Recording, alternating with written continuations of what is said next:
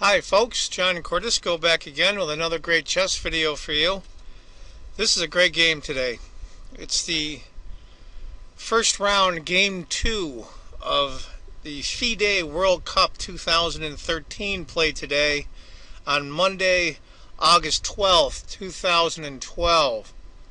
It was played in Norway. I saw some of the pictures of the city it's in. It's absolutely stunning. Stunning place. Anyway, it's a really wild game.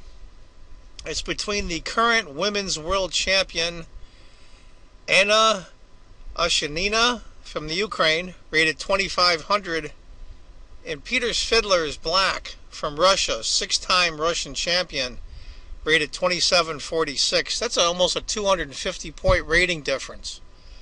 Now in the first game, it's a 2-game mini-match. In the first game, Peter Svidler won. And it was interesting, I saw the interview after the game, him and Anna. Anna is very shy, very shy. She barely said anything. And Peter had nothing but praise for Anna. And it was really good. It was very gracious of him. And she is a good player. She is the women's world champion. Now, I want to kind of setting this up a little bit. It's going to be an exchange Grunfeld. Now, I have to probably say that Peter Svidler is black, is probably the Grunfeld expert in the world currently. So this is going to be an interesting game. It went d4, knight f6. I'll breeze through the opening moves. It's typical exchange Grunfeld. Knight, pawn, knight takes, pawn, knight takes, pawn takes, bishop.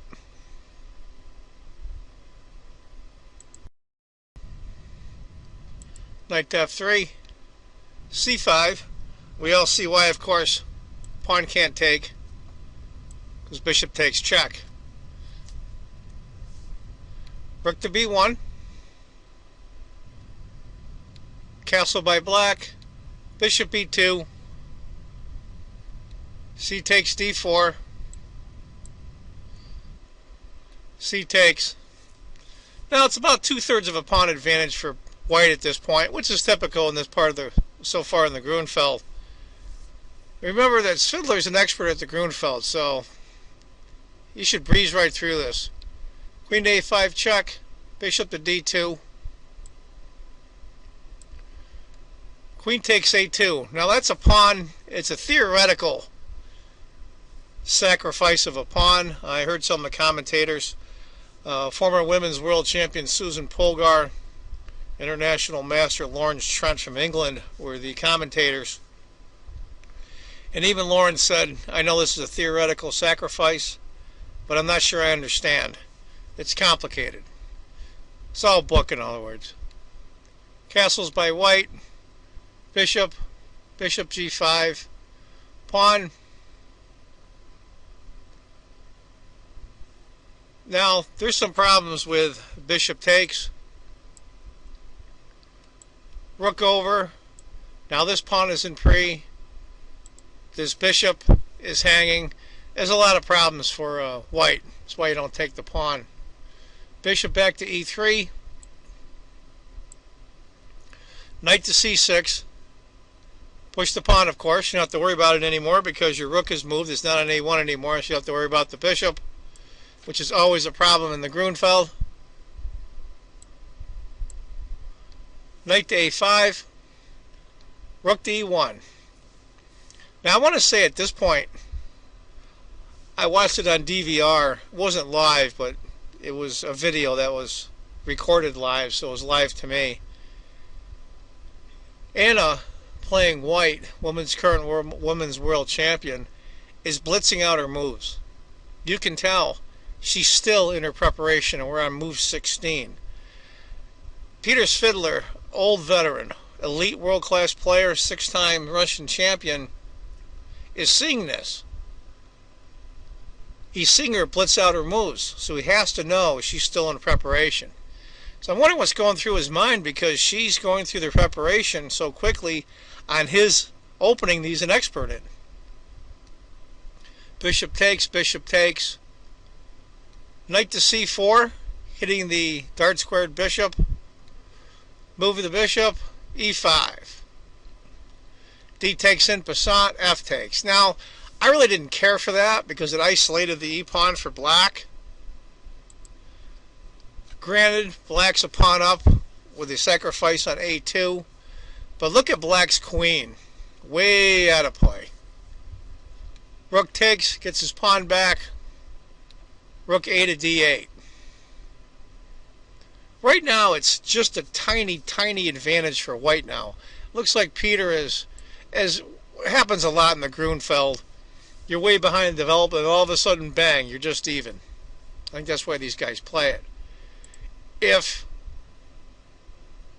Rook had taken the bishop, in case everybody was wondering why that bishop hanging there, would have rook to D7, queen to B2, rook takes B2, knight takes B2, E5.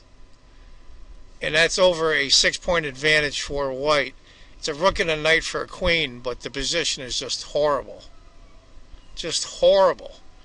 And as you can see, it's the bishop or the rook on A8 is hanging. The pawn on E6 is going to be taken with check. Horrible position. So that bishop wasn't so free. Rook to D7. Rook takes rook. Queen takes rook. Now at this point I want to make the comment, when I saw the interview of the players after this game, Anna basically said up to the point where queen takes D7 here, move 22, she was still in her preparation up until then. So that should have been a hint and a half.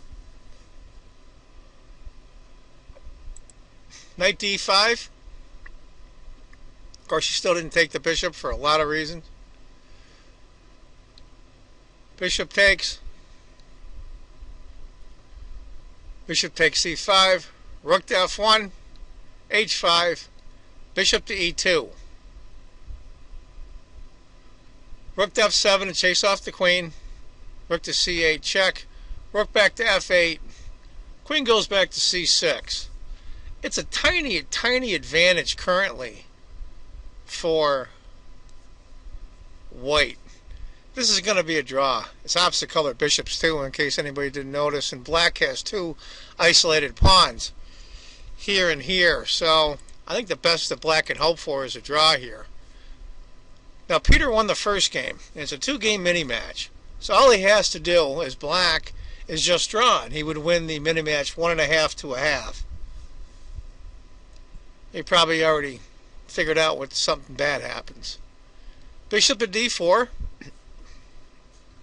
Pretty good setup by black. You got X-ray pressure from the queen, the bishop, and the rook. It's all bearing down right there. And the white queen can't come to protect. Bishop to C4. Now you're going to see why I'm going to call this video in the blink of an eye. I'll repeat that. I'm going to call this in the blink of an eye. Now pause the video here, and you're black. And you know you're going to take the pawn at F2. You know it's going to happen. Okay? Pause the video, figure out what you would do. I'll give you a couple of seconds. Rook takes F2. Double question mark. That's the error. This is Peter Svidler, world-class elite player. What he should have played was bishop takes F2, king to H1, queen to A3. After rook to F2, Anna goes in for the kill. Queen takes A6, E6 check. Bishop takes is a bad alternative. After rook to C2 check, king to H1, rook takes C6. And that's a winning position, I think, for black. Or at least good winning chances. After queen takes C6, king to H7, queen to D7 check. And Peter Svidler, 6-time Russian champion, resigns. Now the mini match is 1-1, and tomorrow it's a series of rapid games, blitz games. Rapid games are a little bit longer than blitz. I believe they're 25 minutes. And if that still ties, they go to blitz, and then they eventually go to Armageddon. So it could be a long day for Peter. Let me show you what would happen after queen to d7, check. Blocks with a rook, queen takes the bishop, rook takes check, king takes queen to b1, king to f2, king to c2, king to g3. And that's the end of the checks. In the blink of an eye, just an error, I probably would have taken with the rook myself. And that's the video for today. I hope you enjoyed it. In the blink of an eye, I just want you to remember that if you think chess is just a game, you're not playing it right.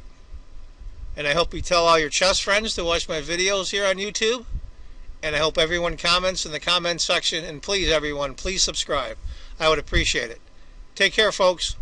Bye-bye.